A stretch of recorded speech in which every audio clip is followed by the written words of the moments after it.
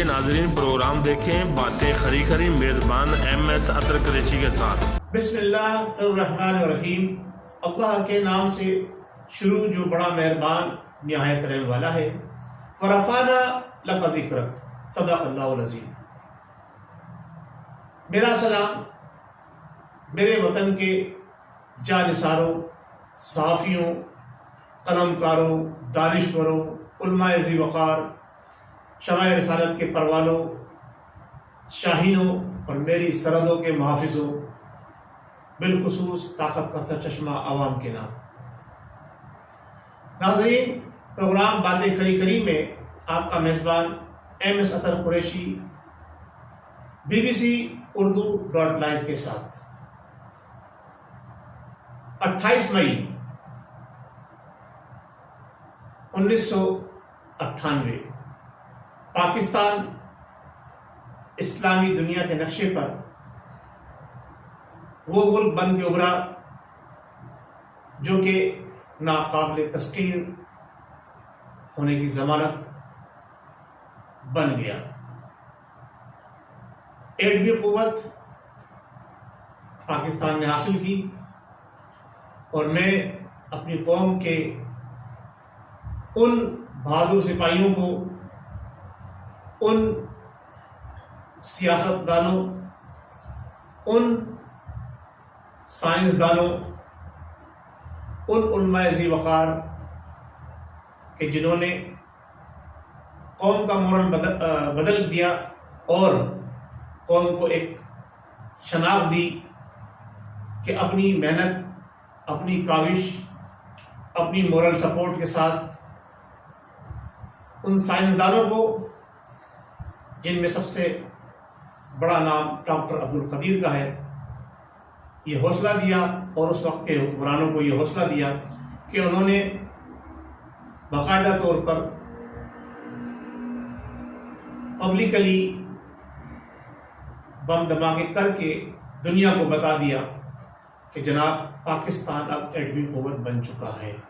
ناظرین، کریڈٹ کس کو جاتا ہے، کس نے کیا کام کیا، ساری باتیں اس کھری کھری باتوں میں تو نہیں ہو سکتی، لیکن مختصراً میں آپ سے جو باتیں کرنا چاہوں گا وہ باتیں یہ ہیں کہ قوم کو 98 میں یہ مورل ملا، پاکستان کی شناخت دنیا کے اندر، خاص طور سے اسلامی دنیا کے اندر ایٹمی قوت کا واحد ملک جو کہ ایک اسلامی ملک تھا، اس حوالے سے ہوئی۔ اب بات یہ آتی ہے کہ یہ ساری چیزیں تو ہو گئی، 98 سے لے کر اب تک تقریباً 22 سال کا عرصہ گزر گیا۔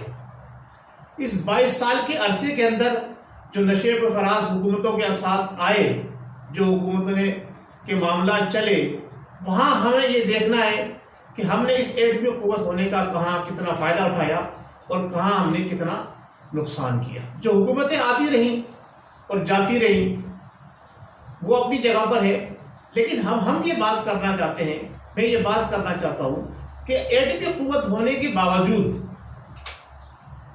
ہمارا پڑوسی ملک کس طرح سے ہر وقت ہمارے اوپر آنکھیں گاڑ کر رکھتا ہے اور ہر موقع کے اوپر وہ ہمیں جو ہے ٹانچ کرتا رہتا ہے، ہمارے سرحدوں کی خلاف ورزی کرتا رہتا ہے، لائن آف کنٹرول کی مسلسل خلاف ورزی کر رہا ہے۔ ہمارے سینکڑوں، اس 22 سال کے عرصے کے اندر ہمارے سینکڑوں جوان شہید ہوئے۔ صرف میں بات کر رہا ہوں ابھی جو پڑوسی ملک جو ہمارے اوپر ہر وقت یلغار کرتا رہتا ہے۔ پھر دوسری طرف ہماری شہر ہے جسے ہم کشمیر کہتے ہیں، اس کشمیر پر اس نے جناب پچھلے 1 سال سے باقاعدہ طور پر قبضہ کیا ہوا ہے، اپنی دھوس دھمکی اور اپنی فوج کے ذریعے کشمیریوں کا جینا دوبارہ نہیں کر دیا بلکہ کشمیریوں کو ادموا کر دیا ہے، اور ہم ایٹمی قوت ہونے کے باوجود خاموش تماشائی بنے ہوئے ہیں۔ پچھلی حکومتوں نے جو کچھ کیا سو کیا، ترقیاتی کام اور دوسری چیزیں ہوتی رہی، ملک آگے بڑھتا رہا، لیکن پہلے کبھی ایسا نہیں ہوا پچھلے 70 سالوں میں کہ کشمیر کے اوپر انڈیا نے اس طرح سے یلغار کی ہو جس طرح پچھلے 1 سال سے اس نے کی بھی ہے۔ ہم ایٹمی قوت ہونے کے باوجود اقوام متحدہ کی ریزولوشن کے باوجود ہم خاموش تماشائی بنے بیٹھے ہیں؟ کیوں؟ آخر یہ ہم نے جو ایٹمی قوت حاصل کی ہے، قوم نے جو قربانی دی ہے، اور قربانی دینے کے بعد یہ قوت حاصل ہوئی ہے، اس قوت کا استعمال کب اور کیسے ہوگا؟ چلیں ہم مانتے ہیں کہ ماضی میں ہمارے سیاستدانوں سے بڑی غلطیاں ہوئی، ہمارے فوجی حکمرانوں نے سیاستدانوں کی بات مان کے وہ کام نہیں کیے جو انہیں کرنے چاہیے تھے، لیکن موجودہ حکومت جو ہے، یہ تو اس حکومت کے اندر جو وزیر اعظم ہے وہ تو نامزد وزیر اعظم ہے، فوج کا نامزد وزیر اعظم ہے۔ پوری ٹیم اس وقت جو ہے ہماری عسکری قوتوں کی تابع ہو کے چل رہی ہے۔ بالکل بظاہر صاف صاف ہے، کھری بات ہے یہ کہ ہم اس وقت جو حکومت آئی ہے، جو حکومت لائی گئی ہے، جن کو حکومت دلائی گئی ہے، وہ سارے کے سارے ہماری عسکری قیادت کی مرضی سے آئے ہیں۔ اور اب اس وقت جو پاکستان کی صورتحال ہے، اگر آپ دیکھتے ہیں پاکستان کا کوئی سا بھی ڈپارٹمنٹ اٹھا کر دیکھ لیں، ہر ڈپارٹمنٹ کا سربراہ یا تو موجودہ ڈیوٹی پر موجود جو ہے وہ عسکری قوتوں سے تعلق رکھتا ہے، یا سابقہ ریٹائر فوجی افسر ہے۔ اس طرح سے پورے ملک کے اندر ایک طرح سے اس وقت جو قیادت سنبھالی ہوئی ہے ملک کے تمام ڈپارٹمنٹ، چاہے وہ سول ڈپارٹمنٹ ہو، چاہے وہ عسکری ڈپارٹمنٹ ہو، چاہے وہ ہماری حکومت ہو، ماں سوائے ایک شخص کے، ایک شخص جو ہے وہ جو ہے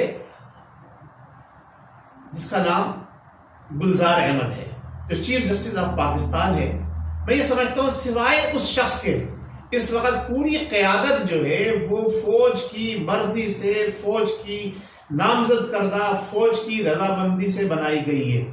اب جبکہ سب کچھ فوج کے ہاتھ میں ہے، تب عوام یہ توقع رکھتی ہے اپنی اس عسکری قوت سے کہ جس طرح سے اس عسکری قوت نے جب پڑوسی ملک افغانستان پہ امریکہ نے حملہ کیا، اپنے ملک کا دفاع کیا۔ ٹھیک ہے، خودکش دھماکے ضرور ہوئے، ٹھیک ہے، ڈرون حملے ضرور ہوئے، لیکن ہماری سرحدیں محفوظ رہیں۔ اسی طرح سے یہ 10 سال کا عرصہ جو گزر گیا، اس کے اندر انٹرنلی جو کچھ حالات ہوئے وہ سب آپ کے سامنے ہیں۔ نہ میں سول حکومت کو ذمہ دار ٹھہراتا ہوں، نہ میں عسکری حکومتوں کو ذمہ دار ٹھہراتا ہوں، کیونکہ ڈکٹیٹرس حکومت اس ملک کے اندر سول حکومت سے زیادہ عرصہ رہی ہے۔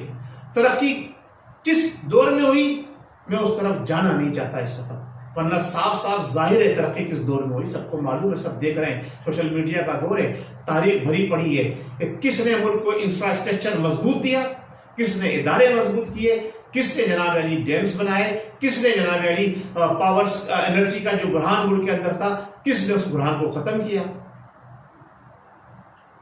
اب بات آتی ہے جو جس نے کیا وہ کر لیا، کوئی چور کہلایا، کوئی ڈاکو کہلایا، کوئی سہوکار نہیں کہلایا، سارے چور بدماش ڈاکو اور جو حکومتیں کرتے رہے کر کے چلے گئے۔ اب تو ایمانداروں کے ہاتھ میں حکومت آ گئی ہے، اب تو جسے کہتے ہیں یعنی سند یافتہ صادق اور امین لوگوں کے ہاتھ میں حکومت آ گئی ہے۔ اب جو کچھ کرونا وائرس کے دوران ہوا ہے اس کی ڈیٹیل میں نہیں جانا جاتا، چیز ایسے صاحب کے سوال کو میں یاد دلاتا ہوں، 50 ارب روپیہ کہاں گیا؟ عوام 50 ارب روپیہ تلاش کر رہی ہے، کن تجوریوں میں گیا ہے؟ آٹا چینی کا جو بحران اس حکومت میں ابھی پچھلے دنوں ہو کے گزرا ہے، اس میں کن لوگوں کو نوازا گیا اور وہ کس پارٹی سے وابستہ تھے، ان کے خلاف اب تک کارروائی کیوں نہیں ہوئی؟ میرا یہ سوال نہ چیف جسٹس سے ہے نہ حکومت سے ہے، حکومت خود کو سرٹیفکیٹ لے کر آئی ہے، میرا سوال یہ اب ہے عسکری قیادت سے، کیونکہ اب عسکری قیادت ہی پورے ملک کو بہتر طریقے سے چلا رہی ہے، یہ وزیر اعظم ان کا نامزد کردہ ہے اور تمام ٹیم جو ہے وہ عسکری قیادت کی منظوری سے نامزد ہوئی ہے، جو بظاہر نظر آ رہا ہے۔ اب سوال یہ پیدا ہوتا ہے کہ 70 سال میں جو ہو گیا وہ ہو گیا، آئیے صرف 2 سال کی اب بات کرتے ہیں، اس 2 سال میں اب کیا ہوا؟ اب ہم نے ایک شکار پکڑا، اس کو باعزت طریقے سے باعزت طریقے سے ہار پھول پہنا کر چائے پلا کر اس کو ہم نے واپس بھیج دیا. اس کے جواب میں ہمیں کیا ملا؟ ہمارے کتنے جوان شہید ہوئے اس کے بعد اب تک. اب ہماری جو فوج جو ہے، جو ہماری مسلح فوج ہے، ہماری جو عسکری ادارے ہیں، وہ کب تک اپنے جوانوں کی قربانیاں دیتے رہیں گے سیلف ڈیفenس کے اندر؟ مذہب ہمارا کیا سکھاتا ہے؟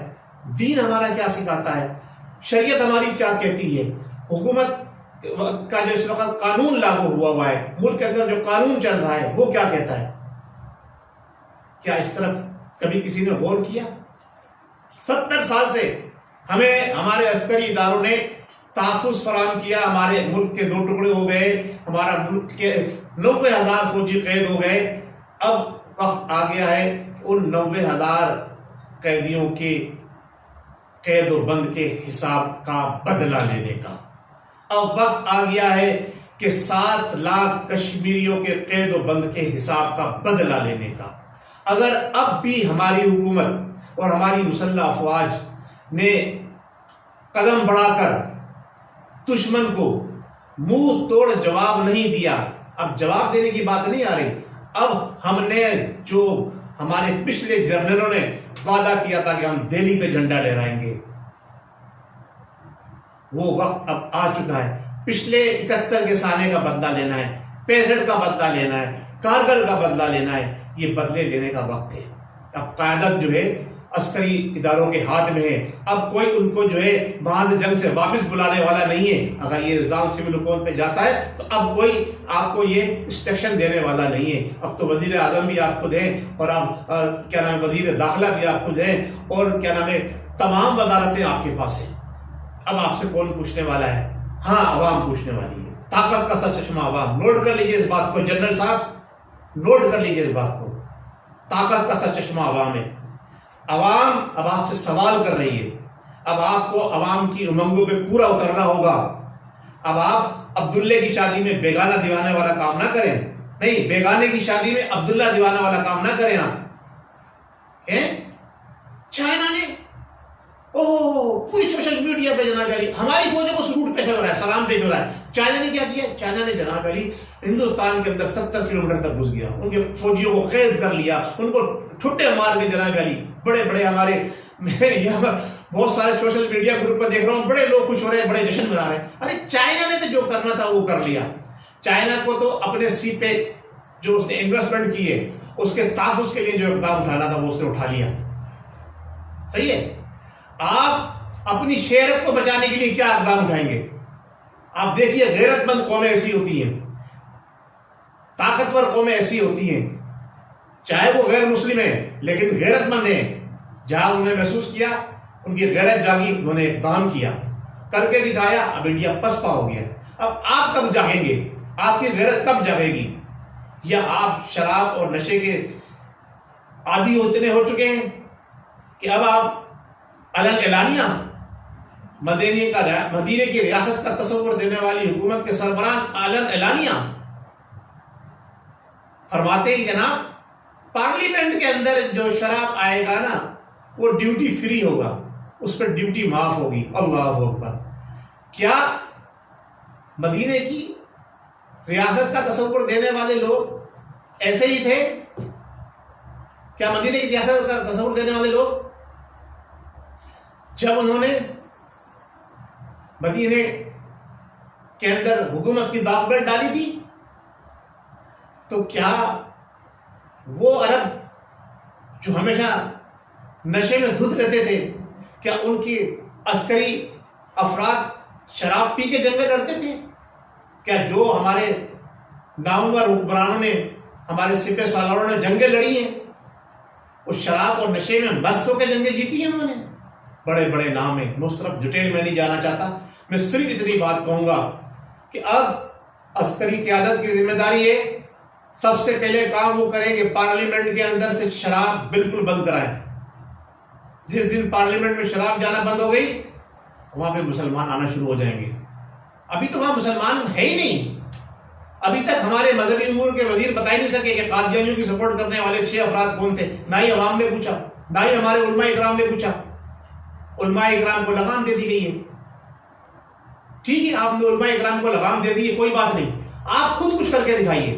جب آپ ہر فیلڈ کے اندر چیمپئن بن رہے ہیں، ہر کام جو ہے وہ حکومت کرنا چاہتی ہے، جو علماء اکرام کا کام ہے وہ بھی اپنے سیاستدانوں سے کرانا چاہتی ہے، جو بیماروں کا کام ہے وہ بھی جناب علی ہمارے عسکری اداروں سے حکومت کرانا چاہتی ہے، اور ہماری عسکری ادارے جو سارے کام ہے وہ خود کرنا چاہتی ہے. ٹھیک ہے کریں، لیکن ہمیں اب فتوحات چاہیے، ہمیں اب دہلی پہ جھنڈا لہرانا ہے، ہمیں اسرائیل کا مقابلہ کرنا ہے، ہمیں امریکہ کا مقابلہ کرنا. آپ بھول جائیے اس بات کو کہ اب اسرائیل اور امریکہ خاموش بیٹھے گا.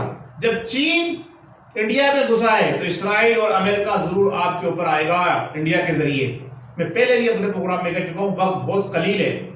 آپ اپنے ایٹمی تنصیبات کو کنٹرول کر لیں اور وہاں سے ایسے لوگوں کو ہٹا دیجئے، جیسا ڈاکٹر عبدالقدیر نے بتایا ابھی پچھلے دنوں. ان کا میں نے ایک کلپ سنا ہے کہ جب انہوں نے غوری میزائل کا تجربہ کرنے کے لیے کور کمانڈر منگلا اس وقت جو پرویز مشرف صاحب تھے انہیں بلایا تو صبح وہ پہنچے تو نشے میں دھت تھے. خدا ہوش کے ناخن لیجیے. ہم ایک اسلامی ریاست ہیں. پاکستان نظریہ اسلام کے نام پر بنا تھا. علماء اکرام کو آپ فراموش نہیں کر سکتے. یہ علماء اکرام کی کاوشیں تھی، یہ ان کی جدوجہد تھی، یہ ان کی کوشش تھی، اور ان کا ہی زور تھا. انہوں نے ہی میاں نواز شریف صاحب کو حکم دیا تھا باقاعدہ کہ آپ جو ہے بلاسٹ کریں، ایٹمی قوت ہونے کا اعلان کریں. آج لوگ کہتے ہیں کہ جناب کہ وہ تو فوج نے کرایا تھا، تو فوج نے بھی اگر اعلان کرایا تھا تو کون سا تیر مارا، ذمہ داری تھی اس کی. لیکن جو جیتا وہ اس کے اندر کہلاتا ہے. بھٹو کچھ بھی تھا، اس نے پاکستان کو ایک کنسٹیٹیوشن دیا تو آج بھی بھٹو کے نام سے ہوتا ہے، اس کی اسمبلی کے نام سے ہوتا ہے. نواز شریف دور کے اندر پاکستان ایٹمی قوت بنا. دنیا کچھ بھی کہہ لے، جھوٹ کے پاؤں پالنے میں ہوتے ہیں، جھوٹ جھوٹ ہی ہوتا ہے. اور اللہ تعالیٰ کی لاٹھی بے آواز ہے. جو سچ کو جھوٹ ثابت کرنے کی کوشش کرتے ہیں ان کا انجام انہیں معلوم ہونا چاہیے. آپ نے دیکھا نہیں ماضی میں کس طرح سے ہوا؟ اسلام کے نام پہ جب قوم کو دھوکہ دیا گیا تو پھر کس طرح سے ان کا شرازہ بکھرا. اللہ تبارک و تعالیٰ ہم سب کو عقل اور سمجھ کی توفیق عطا فرمائے.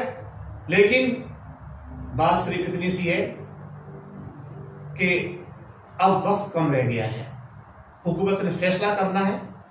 حکومت نے کیا، ہمارے عسکری اداروں نے فیصلہ کرنا ہے. میں آج کھل کے بات کر رہا ہوں، کھری بات کر رہا ہوں. ہمارے عسکری اداروں نے فیصلہ کرنا ہے. حکومت تو ان کے گھر کی لوڈی بنی ہوئی ہے اس وقت. ہمارے عسکری اداروں نے کھل کے فیصلہ کرنا ہے کہ انہوں نے جنگ لڑنی ہے یا کہ انڈیا کی طرح سے جیسے چائنا نے اس کو کک ماری تو وہ خاموش ہو کے بیٹھ گیا. انڈیا خاموش ہو کے بیٹھنے والا نہیں ہے. یہ اب جغرافیائی طور پر بہت ساری تبدیلی آنے والی ہیں اور یہ تبدیلیاں آ کر رہیں گی. یہ مسلمہ حقیقت ہے، اس بات کو آپ نوٹ کر لیجئے. لیکن جو پہل کرے گا وہی جیتے گا. جس نے اسٹیپ لیا فرسٹ، کامیابی اس کا مقدر بنے گی. کیوں؟